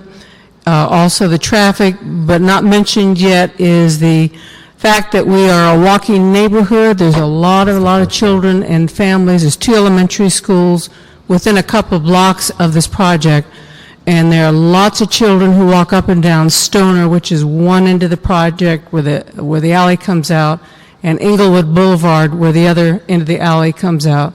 And being a former teacher, I'm retired, and being a teacher, I'm concerned about the safety and well-being of our children and the families that walk by, not objecting at all to the project if it were within the legal height limit and if it had less density and a little bit more planning in terms of the traffic, which can be really bad on Clover Boulevard in particular, and sometimes on Inglewood Boulevard. Thank you very much for your time. I appreciate being able to speak. Thanks. Thank you, Ms. Rance. Our next speaker, good afternoon, ma'am. Yeah. Hi, I'm Wendy Averill. I too am a retired teacher, and I live on Wagner Street. My concerns, as with others, are the extreme increase in height over what we expected. When I bought the property in 1975, I looked to see how it was zoned and saw 45 feet and thought, well, I guess if something came up that high, I could handle that. But 54 feet is as high or higher than telephone poles. And I'm sure each of you would not want your property abutting with a building that high. I think also when we talk about a 198-page document, we're taking on someone else's word, which I would hope would be truthful, that this document contains no information. If it contains new information, we should have at least had the opportunity to peruse this. Another concern I have is we have a number of people in the neighborhood who are or will be using their houses for collateral for one thing or another. Simone and Mina, who live on the corner, wanted to make sure their children got a much better, safer neighborhood to be in, and so they bought their home. Simone works and Simone has spoken to this group as well. he works 3 different jobs and his wife works 2 jobs. They bought this house knowing that this would be how they would be able to use their money to borrow on it for the kids to go to college. Well, who's going to want to live behind a house, a building that's 5 stories high? It's going to be difficult to sell. The property values are going to be lower, and I know you have the concerns about not in my backyard, but the area of Del Rey has become, as some of us have referred to, as a dumping ground. There's a 65-foot cell tower that we're fighting right now that was just apparently is just being approved without practically any discussion whatsoever, even though we fought it adamantly. So this is the kind of thing that's just over and over that we're having, and as people have said, we plead with you to be able to have our neighborhood and our homes be as they were when we bought them and assumed that the height restrictions were going to be restrictions, that was not going to be something. If you can conclude, I just want to make one point though on the towers. The FCC, the federal government, has control over that. Local cities don't. What I'm saying is Del Rey becomes a dumping ground. Let's put it in Del Rey as well. I understand. Thank you, ma'am. Thank you. Good afternoon. I'm Diana Pays, and I live right directly behind this project. At first I was like, oh, this is cool, but it isn't cool. It's a monster building. They asked us to drive around and look at the older buildings. I have. It's all around apartment buildings, not around homes. Understand what I'm saying? There are other buildings they built around apartment buildings, not around homes. These are homes that people live in. We have gang problems already. The gangs we have down the street, M13, vicious gang. Down the street in Mar Vista Gardens, Culver Street Boys. Across the street, Culver Street Boys, Culver Street Gang. All of them collide in our area. All of them collide in that area. We've just lost 20 officers, down 20, and a hire freeze. You don't have the resources anymore. We've been asked to cut our water. We've been asked to cut our electric. We've been asked to cut everything. You don't have it anymore for this monster building, okay? The police officers tell us, you're on your own. If you're go ahead and drive down there on a Friday night on the corner, on a Friday night or a Saturday night, and watch the drug dealers come out, okay? You want it in this area? Great. We need access to our garage. Those people have come here. They've blocked our garages. My husband needed to go to the hospital. They told me to call an ambulance. I was like, no. He's getting out of this garage. They've sprayed for weeds. They don't tell us. It smells. It made us sick. Things that they do that they have not told us that they've done or going to do. And now they come off with, we want more. Where's the parking? There's no parking on the street. There's none, because we already have people who eat there at the restaurants parking on our street, because there's no parking there. We have people who work there that let their alarms go off. There's no parking. There's no parking, period. People are fighting over that. They're going to get shot over that. And I hold every one of you responsible. If I get shot, my husband gets shot, anybody gets shot, you're sued. Thank you, ma'am. Thank you very much. Thank you very much. Personally. Okay, we have Fred Gaines.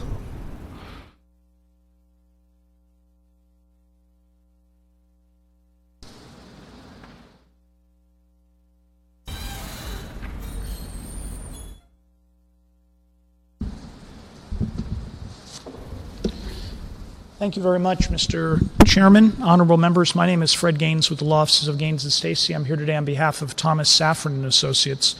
This is a 178 unit, 100% affordable senior housing, 70% very low income, 30% low income senior housing project, actually parked at over the requirement for senior housing, which is the half space per unit.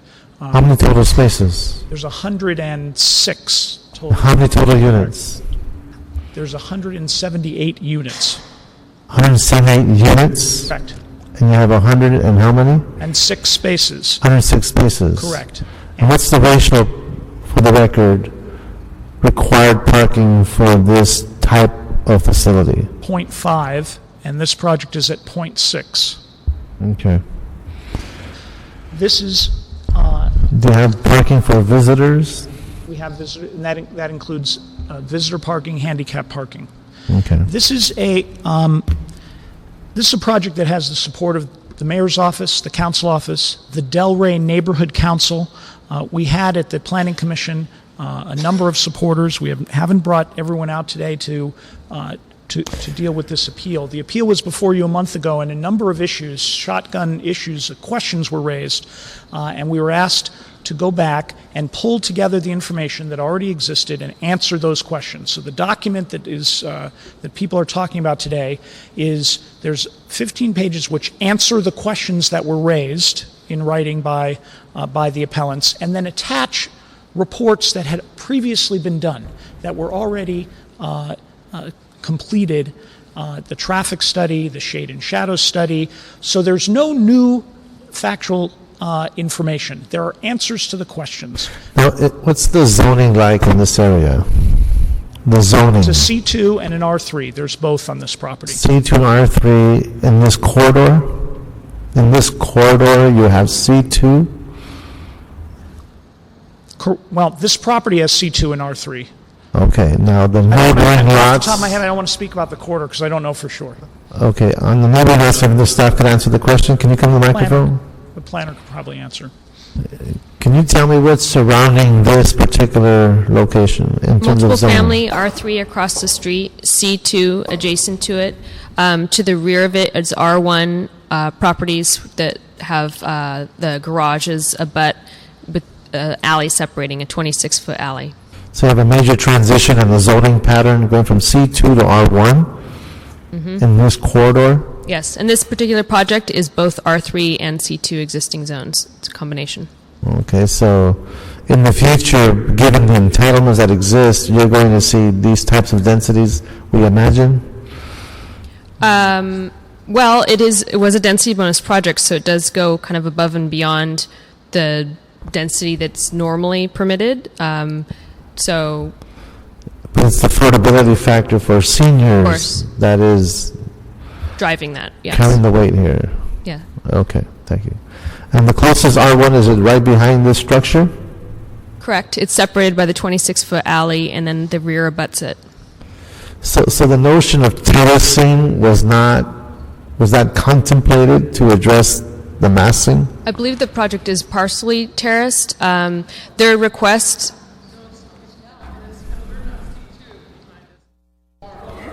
Please. I forgot my question. Okay, the terracing effect on this structure is that available? Is that an option? Well, the request was for an increase in the height and as well as and not allowing for the step back or the transitional zone. I can look at the exact requirements and get back to you in a second. But my memory serves that the height, there's a differential in the height. So. Within the property? Yes. And that's what prevented the terracing? No, part of their density bonus request was for additional height, and that included not having the transitional zone height requirement that would normally be there for a development. Okay. Between C2 and R1 lots. I see. So that filled those areas. Okay. All right. Okay. Thank you. This is a 45-foot height limit. And we've gotten with the density bonus to the 54 feet. I do have some photos that were attached to the documentation which show the two most recent buildings. I'd like to, if I can. Okay. You'll see the type of development. These are within a block in each direction of this particular site. And that's because of the underlying entitlements that currently exist. That's correct. So these were commercial, straight market developments. Literally within one block either way, on either side of this project. So that's why we believe the finding is correct, that this development is consistent with the type of development that's not only allowed under the general plan and the zoning, but that is going forward under market conditions. That was the finding that your planning commission, that your staff and your planning commission has made. Okay. Just to answer a couple questions I mentioned what we did with this environmental analysis, that this is primarily reports that already existed. We answered questions. This is not a never-ending process of more questions and more answers. We were asked to make sure that all the questions were answered, and that's what our environmental consultants did. Traffic study was done for this site, and frankly, if you think about it, you had C2 and R3. We're putting low-income senior housing on this site. In terms of traffic generation, this is about as low as you get for any kind of use that you're going to see on this site. Thomas Safran and Associates has done an outstanding job throughout the city, not only working with communities, but also with the actual projects. I would rather you focus. I understand who Tom Safran is, and I know that worked out the city, but I would rather you focus your presentation on some of the assertions that have been made. Now, when it comes to circulation and safety, how are we addressing the circulation and safety issues when it comes to traffic? When the vehicles are leaving this facility, where are they exiting? What's the ingress and egress patterns like on this project? Do you know? The parking is off of the alley, as requested by the Department of Transportation, that doesn't want cars coming in and out off the street. So the parking is off of the alley.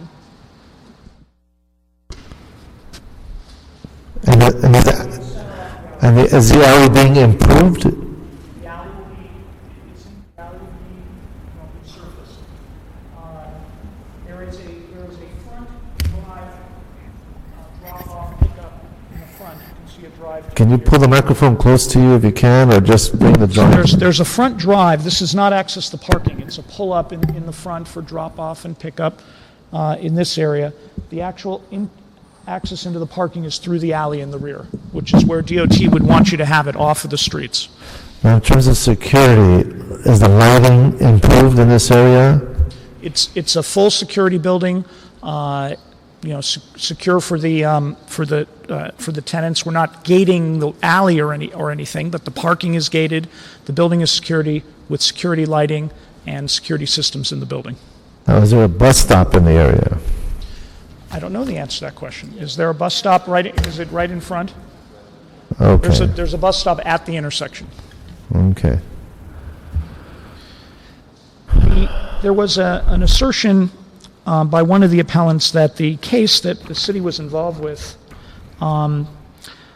somehow does not allow this project to go forward. I was actually counsel for one of the amicus in that case, and in fact, the final ruling in that case was that the city would not be allowed to go beyond the SB 1818 bonus limitations unless a site-specific environmental review had taken place, as has been done here with the mitigated negative declaration. There was no blanket prohibition. Of course, your city attorney can speak to this, but I can speak to it as well because I was there in the courtroom and involved in the case and the ultimate result of that case. And we're clearly within the ruling of that case to allow this project to go forward and to go forward under a mitigated negative declaration. Now, in terms of aesthetics and landscaping, are the trees and shrubs, will they be mature trees coming in, or how are we going to deal with the massing?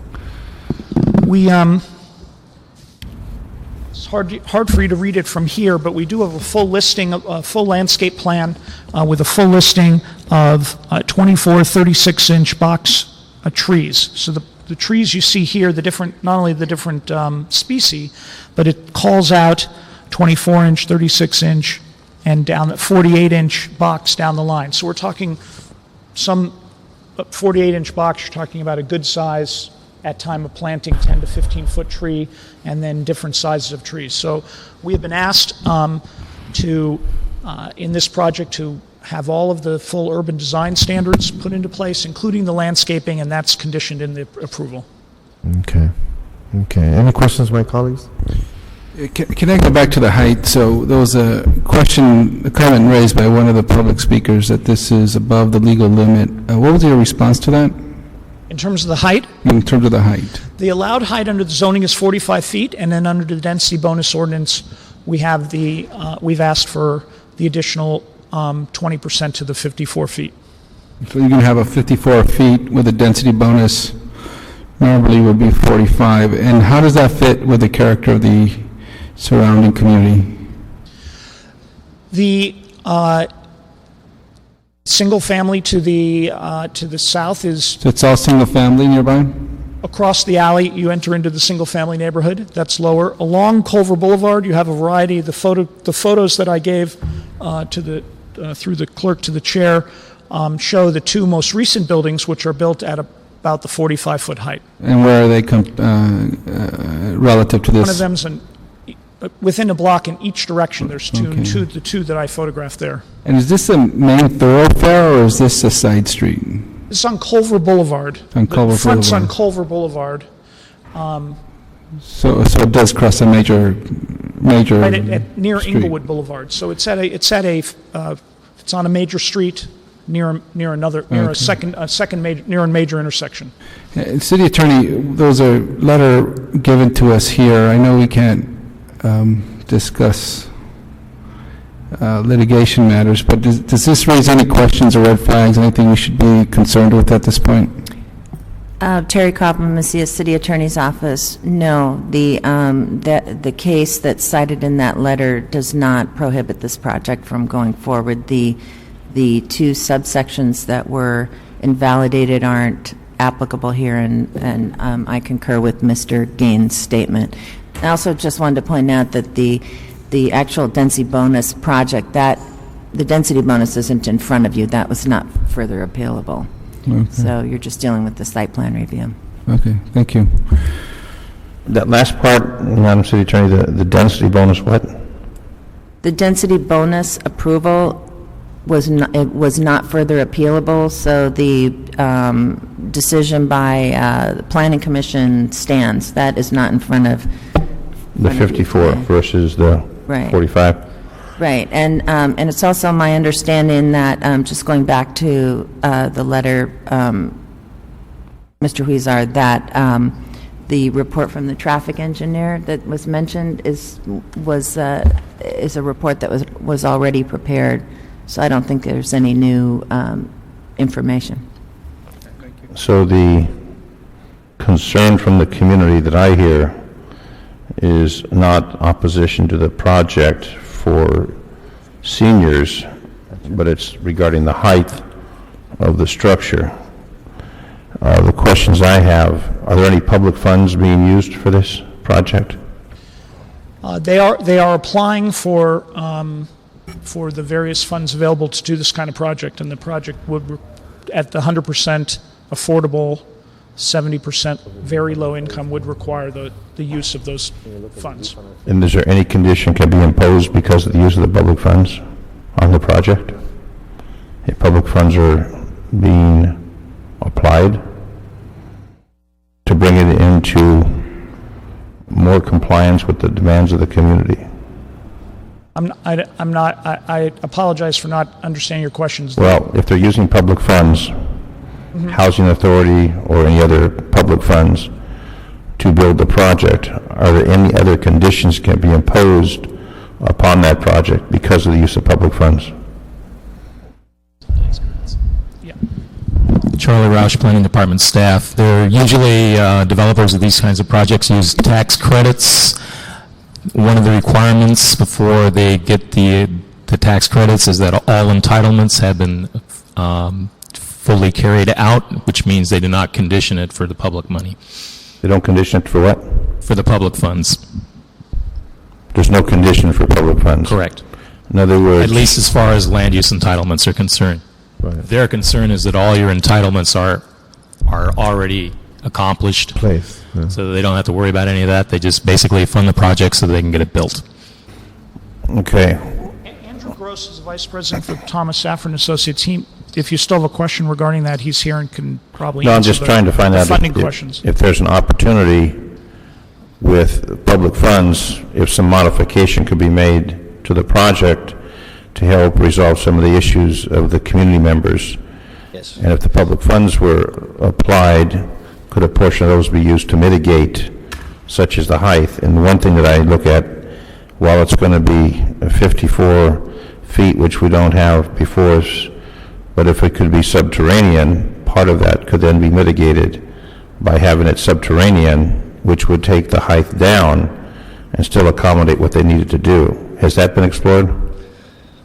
Yeah, good afternoon. I think this is the right time for me to speak the right matter. To answer your questions, the first question as to public funds. We are applying for public funds. We'll be applying for funds from Los Angeles Housing Department and also from the state of California for tax credits. Certain restrictions do come with those funds. For instance, we have to restrict the rent levels at or below 60%.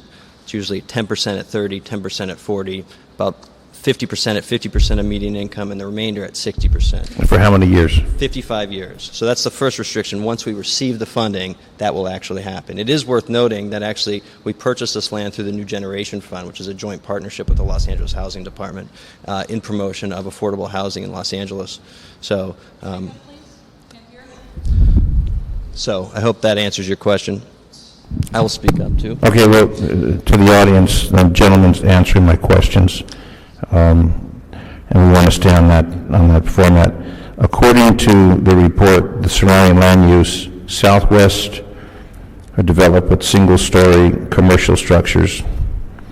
Northwest properties developed with multiple family residential structures.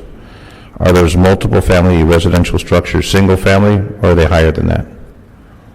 To the south, you have single-family residential. Northwest. And to the northwest, you actually have, you're basically on Culver Boulevard, and on the thoroughfare of Culver Boulevard, which is a high-density thoroughfare, you basically got C2 and R3 zoning. Behind it, behind the alley, the 26-foot alley to the south, you do have single-family residences. Across the street to the north, you have other multifamily dwellings, up to 45 feet. This project, as proposed, was allowed 45 feet. One of the appellants mentioned that another project, when we purchased the property, was proposed for the project. That was actually at 45 feet. So we are requesting the addition. We actually requested and got approval for the additional 9 feet. That was to provide enough units to make the project pencil. So we needed a certain number of units to actually be able to build the project. That goes to your question. I just want to answer about subterranean parking. You could do subterranean parking, but that is a lot more expensive. You got to remove the dirt. You got the structural steel involved. It's a whole process that adds a lot of cost to the project. So that's why we didn't do it. And the 178 residential development, 124 very low and 53 low income. What square footage do we have for the 124? And the square footage for the 53. In other words, how large are those units? Our one-bedroom units are standard. Tom's been developing these units for over 35 years. They're about 600 square feet, is the answer. They all have balconies. Something, just to step back just for 1 minute, if I could just speak to this development. We're looking to develop, we believe, Tom likes to say, spread the goodies. It's important when you look at Los Angeles that affordable housing doesn't just go in certain areas. And one of our prime goals is to actually put affordable housing in all parts of LA. Why shouldn't people have affordable housing near the beach? And that was a question we asked ourselves. So with the encouragement, we located and found this property in Del Rey. We did right from the beginning, approached the Del Rey Neighborhood Council and received approval from them. We also have mayor's support and the council. I understand all that. That's not the question. The question is square footage. What's the square footage of the 53 low-income units? Excuse me. Charlie Roush, Planning Department staff. It's a standard requirement of the Department of Housing that you don't segregate between low and very low income, which means they're going to be distributed throughout the building, so there is no square footage attached to. They've got 124 very low and 53 low. So we've got to have some square footage that's applied to the units. There are a units. mix of units scattered throughout the building. So I understand your question. I apologize. All the one-bedroom units, regardless of income, are the same size. They're about 600 square feet. This building is primarily all one-bedroom units, except for the managers and some other in the corners that are two-bedroom units, and those are approximately 900 to 1,000 square feet. Okay, that was the question. Gotcha.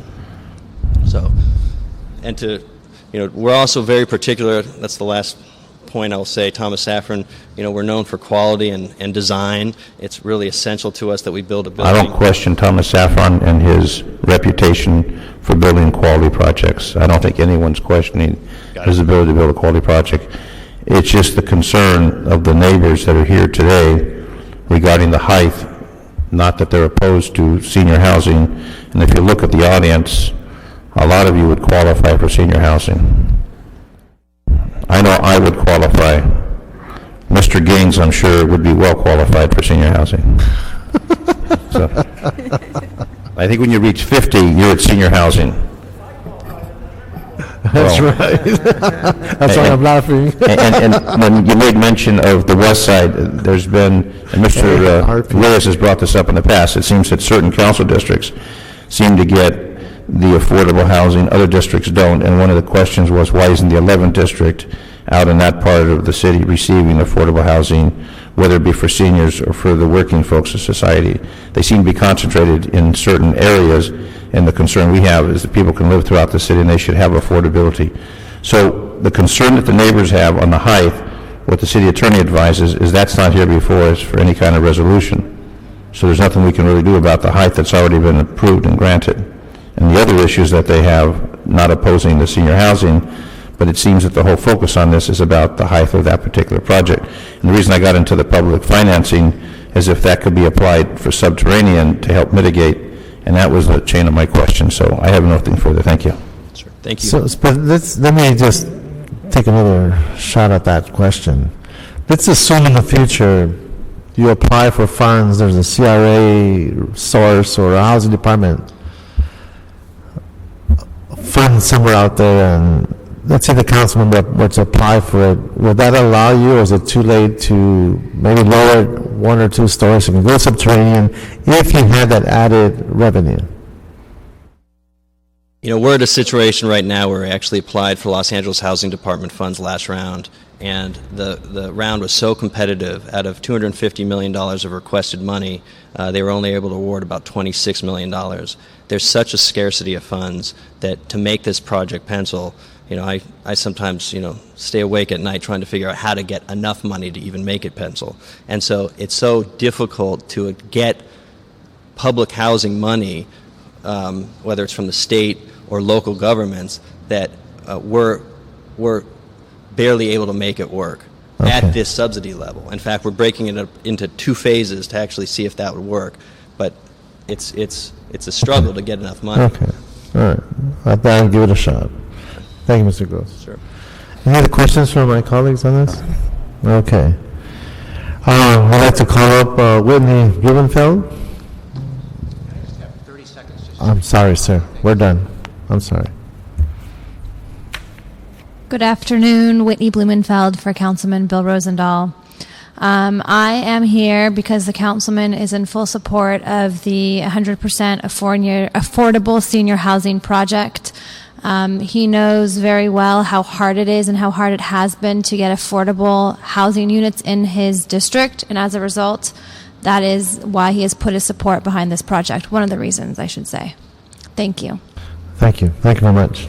And your neighborhood council, the neighborhood council for the particular area supports it also? The Delray Neighborhood Council does. The Homeowners Association does not. As prescribed with the 54-foot?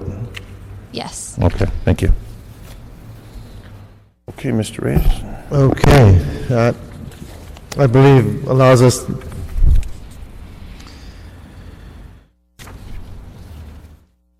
so the action, do I have a motion from either of my colleagues on this one? I'm sorry, could I have just 20 seconds just to rebut a factual assertion that was made? I'm sorry, sir, we're done. Public hearing is closed. Thank you. This will be going to council, Mr. Reyes? Yes. This will be going to full city council. If you have any further comments, you can bring those up to full city council, just for the public's knowledge. Right. I'd make a motion to support the project as prescribed. That would mean we would deny the appeal filed by Thomas W. Kelty and Claire Sassoon, and that would be the suggested action of this committee? Yes. Okay. So first and a second, it's unanimous to deny the appeals, and that would be action of this committee. Anything else? I was about to say, Roberto? No, we're done. We're done? Okay. Again, I'm sorry, we do have one card here for public comment. I apologize. It's Dr. Clyde Williams. He's gone? Okay. Anyone else here for public comment? Saying none, this meeting is adjourned.